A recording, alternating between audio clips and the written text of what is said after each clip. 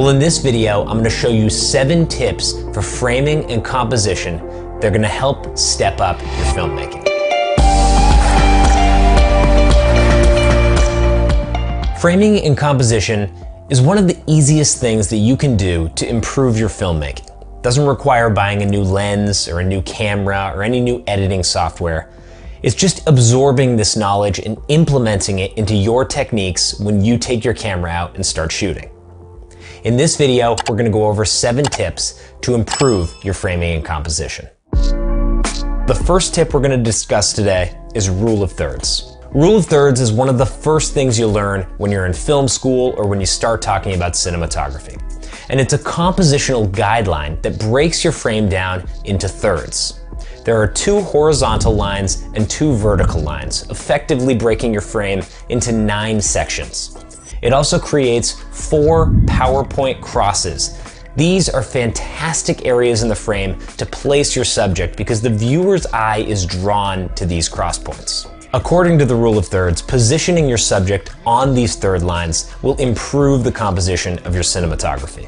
The easiest way to start implementing rule of thirds is to go into your camera settings and turn on the grid lines. Most cameras have this functionality. You just turn it on and suddenly, through your viewing screen, you can see these rule of thirds grid lines and you can start framing up your photos and your videos to fall on these lines.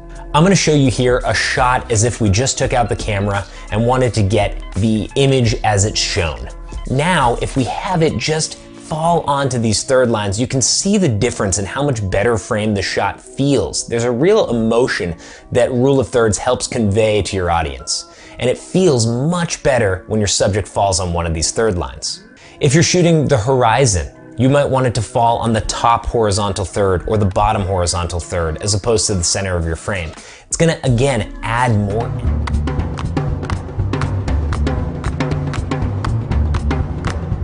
In the previous episode of the Shot List, we broke down all the most commonly used shot sizes in the filmmaker's toolbox. But once the camera shot size is determined, the question becomes, how should I compose the subjects in each frame? And action, Dirk. This is episode 2 of the Shot List.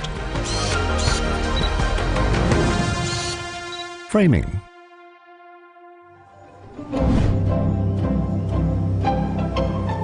Now, let's get into the proper frame of mind. These are the most commonly used framing options to cover action in a scene. I've never seen anything like this. Singles, which can be clean or dirty. 2-shot. Over the shoulder. Point of view. And finally, the insert.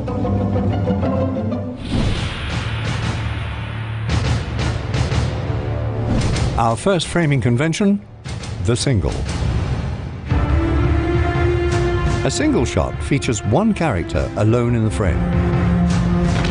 The individual character is the primary focus.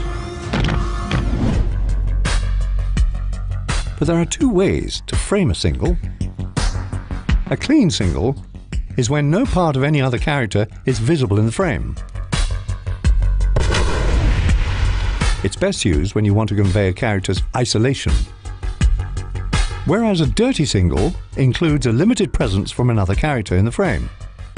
And don't forget that singles, like all of the framing options, can be combined with any of the shot sizes we covered in the last video. Whether it's a close-up, a medium shot, or a wide shot, the single